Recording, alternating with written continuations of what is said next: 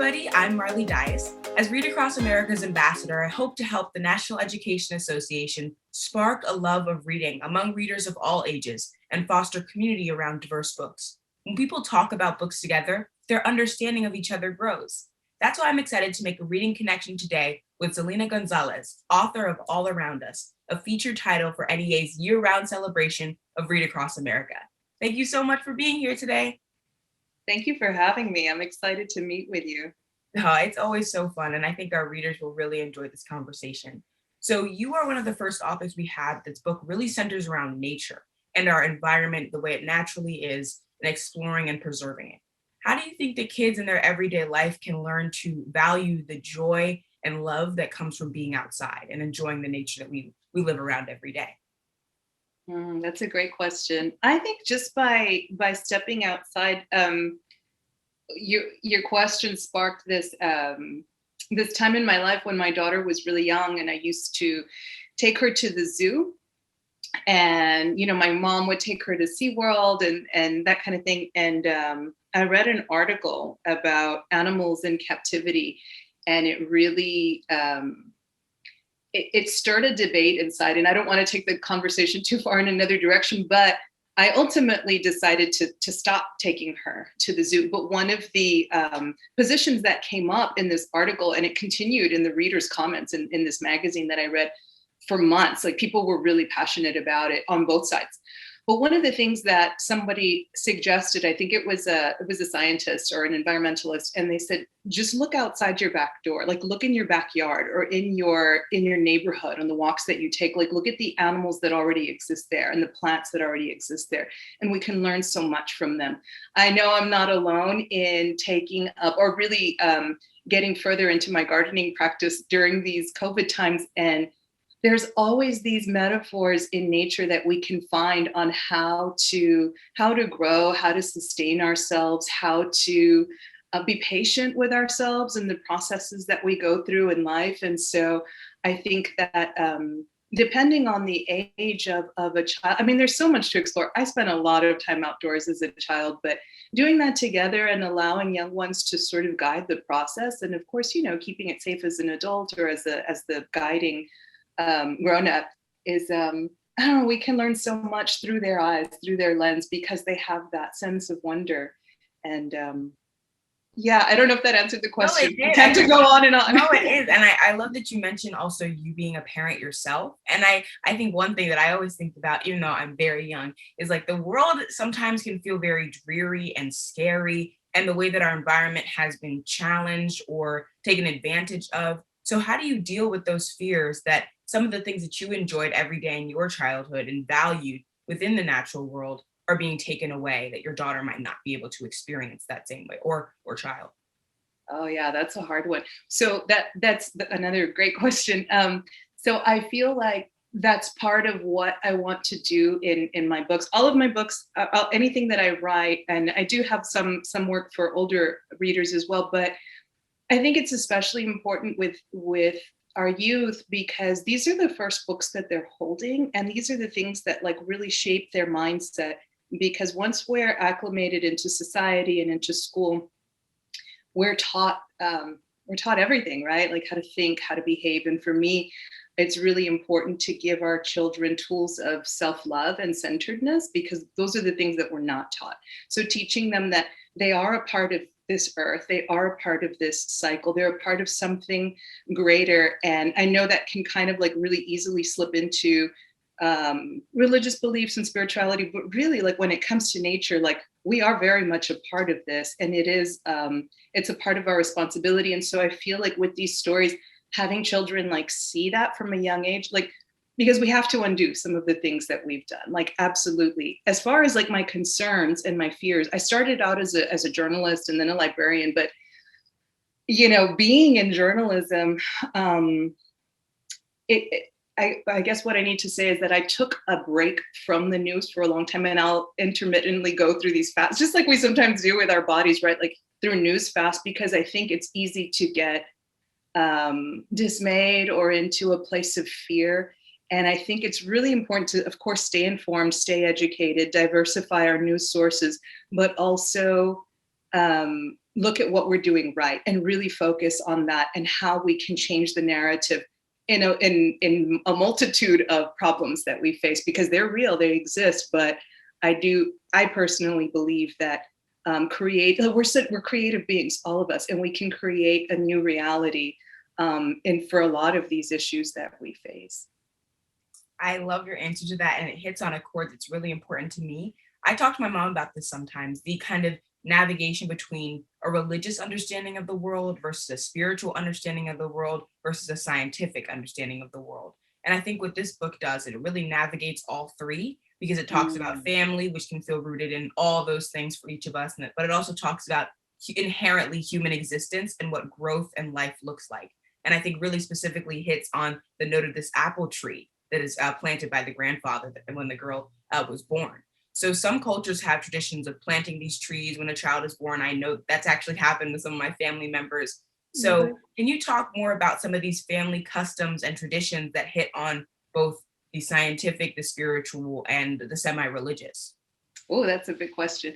So I'm just like, I'm loving your questions because they take my mind in all of these different directions. Well, specific to that tradition, that's something that's practiced with the Navajo, or I think as many from the culture prefer to be named Dene, and also the Maori of New Zealand. Like that placenta planting tradition is common, or rather a little bit more prevalent in those particular groups. But we do that in my family. It's not an apple tree in our family. I can't remember if I say that in the author's note, but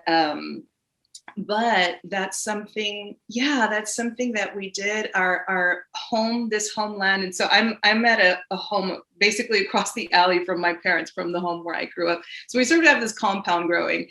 And so the land is very important to us because there's been 5 generations here, and again, it's part of that being rooted to the earth and taking care of the earth and feeling that connection to our ancestors as well. So yeah, when it came to that custom, like I was raised partially in the Catholic tradition as well as some of our Native American customs. So we sort of have this, like, what's common, I think, in a lot of mestizo families, because we do have that biracial, like Spanish and Native American. So I wanted to give my daughter something a little bit different from a baptism. So I kind of made up her own ceremony when it came to, I guess, the advice and the blessings that people wanted to impart. And I've always kind of tried to navigate that for her, because I feel like children they're closer to the source, whatever that source may be. And so it's really important to listen, like, to the youth, and to kind of ask them first, well, what do you think, when it comes to these big questions of, like, what is love, or what is God, or how do we fix some of these problems? Like, I want to know that from you all. I was really surprised with this book, because I don't consider myself a math/science person, although, I got through it in college and whatnot. But I was surprised by the number of educators who saw so many STEM connections in our book, both Adriana and I. Adriana's a good friend of mine, the illustrator. And so we were just blown away by some of the ideas that came up from teacher friends and librarian friends. And then as that circle expanded around the country, it was just, like, so amazing. I remember once in Albuquerque, some children talking to us about, I think they called it a glory. They asked me to speak about the concept of the circle rainbow that I explore in the book. And the teacher was like, it was a student-led kind of learning place that the school had going on, really cool. And so the teacher was sort of apologetic, like, sorry, the kids are, like, really into it. Like, they went deep into, like, NASA, like, all of these things about this circle rainbow. And so I didn't know that. So then they're there educating me about, as you say, this scientific understanding of this weather phenomenon, right? But they wanted to know the story behind it. So I was like, that was kind of like, it was in a way different realm for me, because it was spiritual. It was from a dream that I had from an ancestor who had already passed on about this circle rainbow. So they wanted to hear the whole story. And I wasn't sure if the teacher wanted me to go there. So I start sharing with them the story behind that part that motivated me. And do you know, Marley, that in that moment, a circle rainbow appeared in the sky behind me, and it was the anniversary of my tia's death, of my aunt's death. And Oh, wow, so, that's so yeah, and beautiful. they just started, I mean, like the adults were crying, the kids were all pointing, and it was behind me, and I'm thinking like, no way, because I had just shared this. They had shared with me the scientific part. I had shared with them the spiritual part.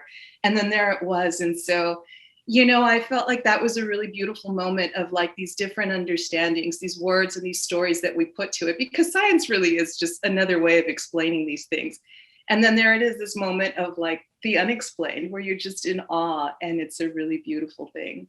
Oh, I love that so much. And I think kids can sometimes be better at adults than melding all three, being accepting of religious, spiritual, and scientific understandings. And I think one community that has always been a strong voice for the combination of those is the indigenous community and indigenous identities at large. My dad grew up next to a Wampanoag tribe in Massachusetts. So he grew up around Native kids. We always want to go to the herring run. We always have to bring a Native family member with us. We honor and respect the culture, and we do our best to be people that understand how detrimental the treatment of American government at large has been to these communities. So Mhm. how do we use this book as a way to honor those identities while also understanding that we are different and that we've experienced America and what this world looks like in a very different way? Ooh, Matt, your questions, they can give me like a whole, I'm trying not to make each answer an hour long, but I appreciate them so much. Um, so there's a lot of ways to go there, but I feel like one of the things that I wanted to do in this book, because for a while I was kind of like pitching stories, and I felt like when I was younger, when I was like in my early 20s, early to mid 20s, and I remember this question of like, do you have anything that's a little more like Latinx? They didn't even say Latinx, they're Latino or like indigenous. And I felt like the question confused me at first. Like, do I need to like throw a piñata in my story? Like, what is not like native, or what is not me? What part of my culture is not in here? So when it comes to native culture, I felt like the stories that existed already, the books that existed already, tended to show Native American culture as this like relic from the past. Like it was just something like Yes. so long ago, and like kind of idealized in this way of, and it's like, no, we're here. We're still here. And we've gotten all these other labels slapped on us, including Latinx, but it's okay. Like, I get what they mean, but we are, again, we're a biracial people. We're a mixed race. A lot of us are, I mean, you can see it in our face and in our skin. And so one of the things that I wanted to show in this book, it's a simple book, and I think it's accessible to anyone, but it's also this like slice of life of like, we're here, we're just regular people, but there's these small things that like we share, I think, and I'm sure other families do too, but I feel like one of the things I shared in my author's note was when I was young, one of the things that's true, because there's parts that are true and parts that are like sort of imagined, right? But this story of a true story of what happened when I was young, and a teacher had us make a timeline. We do these things in elementary school, right? Like your birth and these milestones. And it confounded me as a child, right? Like, well, what else? Like, I lost a tooth, I learned how to ride a bike, like, and then contemplating death was really sort of weird to me, because those were the timelines we learned of like kings and a lot of European people, really. But like, I remember my dad came in and he was like, "Hey, Mija, like, what's going on?" And he was a teacher, so he always sort of had these like teachable moments. My dad, by the way, is the guy in the book. That's my daughter, and then the man is, yeah, because my friend illustrates it. She based it on my family. So my dad is very much, he's like this, like he's this dude, like he's just Yeah, always finding like these teachable moments, and so he that's my tells mom. me, yeah.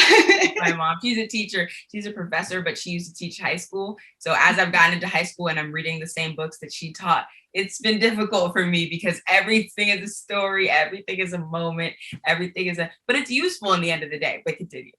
Yeah, because we learn to be critical thinkers, right? And like Yeah. how to kind of take this to the next level. And that's really all that's happening here. Like so much of this is, and I'm sure a lot of what you're doing too, it's like what the foundation that our parents laid, right? Like there's so many people who get woke, or whatever the expression is, like in college. And I think for us, that probably wasn't the case, because we had that foundation at home, right? And so some of this comes across in like these little conversations, but anyway, so my dad, so I'm telling him about this timeline thing, right? And he says, "Mija, they're gonna tell you it's a line, but it's not. It's a circle." And I remember him doing that, like making that shape. And like, and again, maybe this happens in other families, I don't know, but like, I feel like that lesson, which sort of became obviously a part of this book, is definitely prevalent in Native American circles. Like, we're all about the circle, first of all, but also in the medicine wheel and all of these things. But like this idea of like not being afraid of death, and that life is a part of death. Like, I feel like specifically with the Mexican culture, which again is part of Native, there are Native Mexicans. Yes. I feel like people get really confused about that. So I feel the need to impart that quite often. But like, that's a beautiful thing about Mexican culture in particular. And I think people saw it in the movie Coco, like where life is a part of death. And that's not something that's very commonly expressed or celebrated in, you know, let's say, the greater society. Yeah, I know. Stereotypical society. I definitely struggled with that because I've experienced a lot of familial death only because I grew up with my great grandparents. So I had a very difficult time understanding that they were 90, 82 years old and that this was what was going to happen. But I think it's also a very interesting thing for me because although my dad has grown up around Native families, he's a very timeline kind of guy. But my mom, the person who is not blood related to these people, is the one that's always taught me to live with the circle. And it's been a cultural navigation for me of experiencing grief and seeing that the world, for some people, interpretations of life and death are very different. And it's hard to deal with those things. And although this book, I don't think is not necessarily touching super hard on that point, I took it away almost immediately thinking about my own experience with family. So is there a story behind the story that really led you to think, I have to center this around my father and my daughter, and that this is just a story that is going to connect our family at large? So there was lots of components behind that. I feel like one of the things that you touched upon that I really loved is, you know, it's really the idea of like art. We're all going to take what we want from art. As far as like me and my mission as a writer, I do feel like the story just sort of came out in a flow, like in a channeled sort of way. And that's when I know it's like, it's good. Those kind of pieces don't need as much work. But I feel like as a parent and as a librarian, because I worked as a children's librarian for a very long time, and I consider myself a librarian for life, although I'm not in the library right now. But one of these things happens, and you probably remember this too, like growing up, children have these tiny obsessions with things and like books, right? Like they want to read that same book. Like once they hit it and they love it, they want to read it over and over again. And it can become tedious for the parent, right? Like, okay, you're not tired of it yet. But for me, it's important to create picture books where there is something for all ages. I've never believed that a picture book is just for children. I think that's really silly. I agree with you. They're not at all. And I think the parents that read it so much actually can sometimes get more than the kids that do. If they're reading it every single night and the kid is falling asleep at different parts, I think the parent is always the one that gets a little bit more. Hopefully they do, right? Yeah. Like if it speaks to them too. And so like when I had my little school, when I was in a school library for a while, we had the E section, which is typically called easy, right? But I like trained them like E is for everybody because it is, right? And so if you're reading this book, like the littles will read it and they'll be like, oh, they want to find, oh, there's a circle on her shirt. There's a circle here. They want to find the circles everywhere. That's great. That's what they take from it. But your age and probably a little bit younger, they're going to start to see those greater connections to their own family, to the cycles of life and death. They're going to contemplate a little bit more on the placenta burial and things of that sort. And it's okay. I feel like what is skillfully done, I guess, in this book is like that you can take whatever you want, and it's not really like, you know, because I feel like sometimes when it comes to like cultural practices and things like that, we tend to either make it like a teaching book, well, let me explain to you all of this, or it's a story where I feel like there's ways you can blend that. And there's always room in the author's note or the resources to, you know, explain a little bit more and to allow teachers and readers to research more. So as far as like what's true and what's not, again, so my dad was an educator. He's kind of like that, right? We do garden, we do mulch, and you know, recycle some of yes. the food. My dad is a mulch guy too. That's so, I think every time I read this, I think I relate more to the father figure and seeing my own dad. But it's a real mix for me because my mom is the teacher kind and my dad is the nature guy. So it's like the perfect combination for me. And I'm sure that there are so many other readers out there that see parts of their parent and their quirks and the way they want to stop them and show them everything. I'm glad you could relate to that. You sounds like you have cool parents too. They're all right. They're okay. Well, that's a big compliment if you're a teenager. I'm a teenager. This little one's a teenager now. So yeah, she doesn't garden. She's starting to garden. So some of that is kind of like made up, but she does have a placenta tree. We do not bury the ashes of our ancestors. And I do explain that in the back of the book. We've practiced cremation quite a bit. Not everybody, but you know, we have quite a large extended family. But I remember reading about that, how a lot of Native groups, like they had their sacred burial grounds. And like, I really liked that idea of keeping it closer. You know, everything is so commercialized now. So that's more from my imagination. But I did garden with my own grandpa. And I did receive that gift of the circle rainbow from a dream from an ancestor. So yeah. I think the book is just, it's so beautiful in its own relations to family. And it reminds me of so many experiences that I've had that I may have felt distant from how beautiful they are. And then I'm like, oh, I've done that too. And it looks so cool here. It looks so wonderful. So I guess it is so wonderful. And I want to know, as you go through these processes of reflecting on your own life, doing research and preparing, and even though you said that this was kind of more of the story kind of came out of you and you felt very natural to it, how do you deal with the vulnerability that comes from writing about family? And I've asked this to every author because we've had all women authors and they've all talked about how this comes from a family place, that this comes from loving their children, loving their community, and wanting to do something to honor them. But that can also come with a lot of emotional vulnerability that is difficult for an author. That's an interesting question. So I feel so I write a little nonfiction. So like essay writing has been a lot of that for me. But I do remember, so before this was a book, this was a story walk. Like my friend and I kind of went the back door into publishing. And so we wrote an art grant too, like so this is her painting, right? So picture this with like the words of the page, like the text of the page underneath it. And we had it at a park near a library. And so you could walk to page 1, walk to page 2. I think story walks have become more popular during COVID times when libraries had to shut down. But my whole point is that when we came to, there's this page where Grandpa pats the ground and says, even our bodies return to the earth. Like every member of my family, when we came to that page, everybody just cried, you know, like we couldn't all explain why. I think it's that idea of like those among our family who have already passed, just that like that certainty, because we know it, like you've known it already at a young age, like you know it, you miss them. But then also I think, and it wasn't really expressed, that like my dad too, like one day we're going to look at this page and probably miss my father, you know. And so all of these I think it's the imagery, and like this is from our next book, like my nieces are included in that book and my mom is included in that book. Like I feel like for me the illustrations more than anything have become so personal, but it's also really important that Yamaya, my daughter, is when she was little. Can I tell you a quick story? Are we out of time? Or am I out of time? No.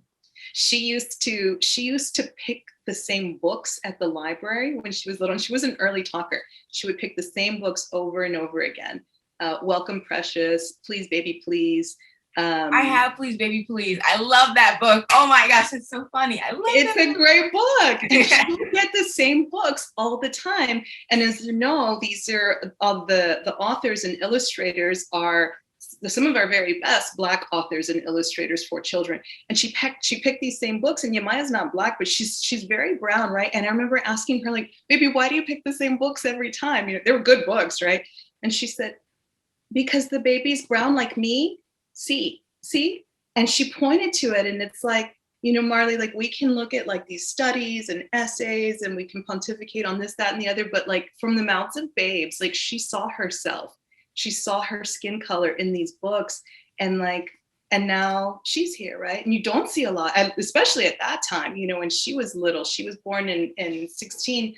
Like now it's a really important thing what Adriana is doing in showing our brown babies in these books, right? Like, so yeah, so I don't know if I answered that, but No, you did, you always do.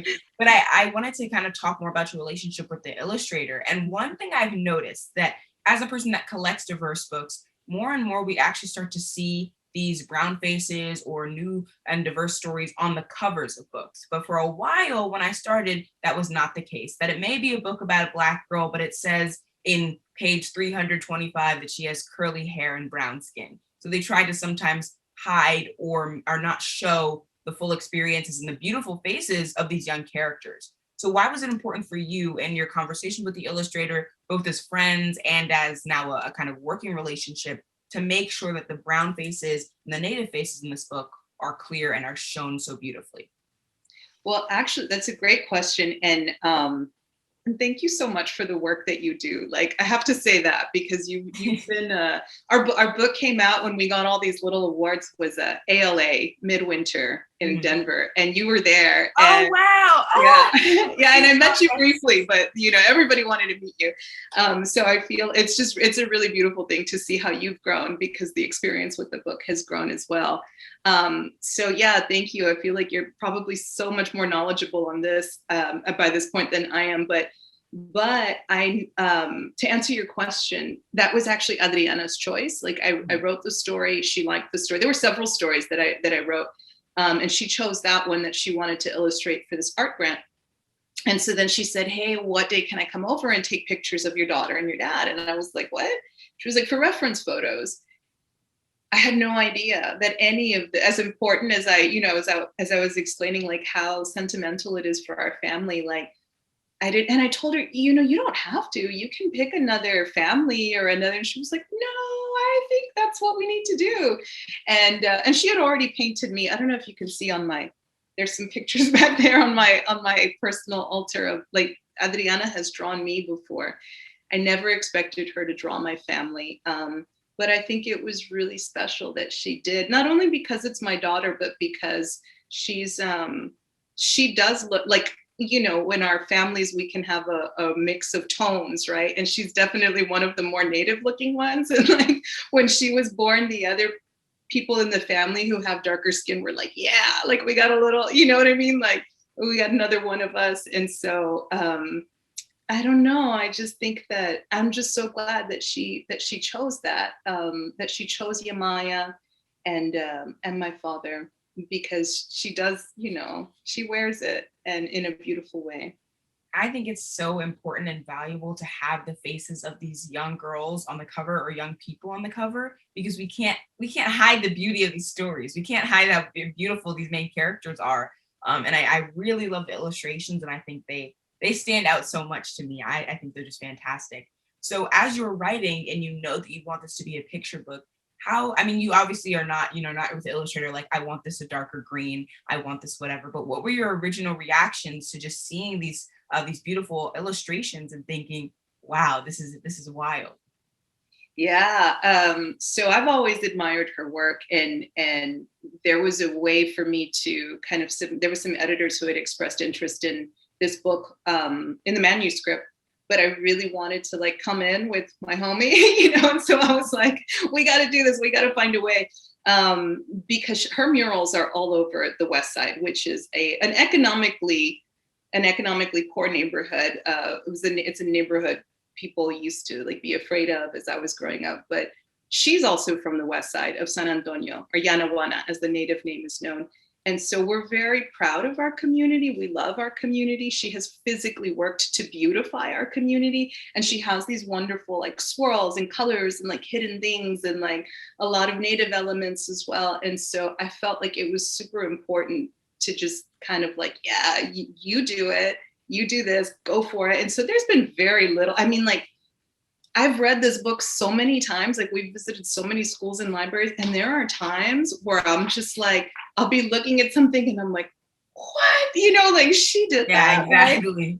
Yeah. And, like, when they're looking, I'll always do this thing, and we'll put it up on, like, a big PowerPoint sometimes. And I'll ask the kids, like, what other circles can you see? And sometimes they'll find one and I'm like, I never noticed that, So there's very little when it comes to, like, what I'm just always in awe of her work. I remember when we changed it from a story walk to a book, like there were obviously elements that we didn't know existed. And so I remember asking her to like kind of add a tree in there because of the way they'd cut the pages.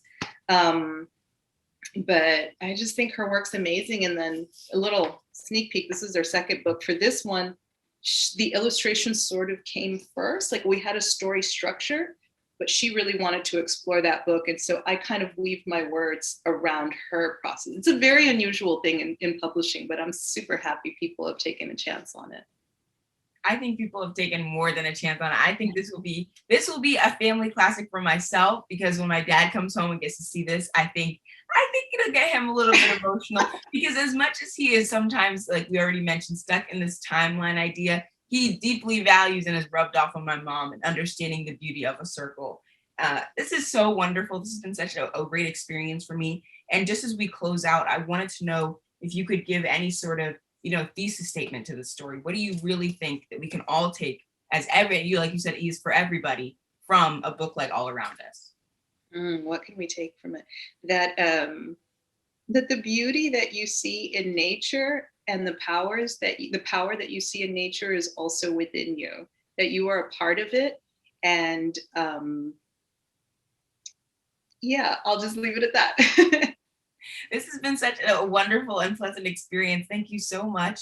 We really appreciate it. Everybody, make sure to check out All Around Us. This is one of my favorite picture books of the year and probably of the past 5 years, I would say. So thank you guys so much. We really appreciate it. Bye-bye. Bye, Marley. Thank you.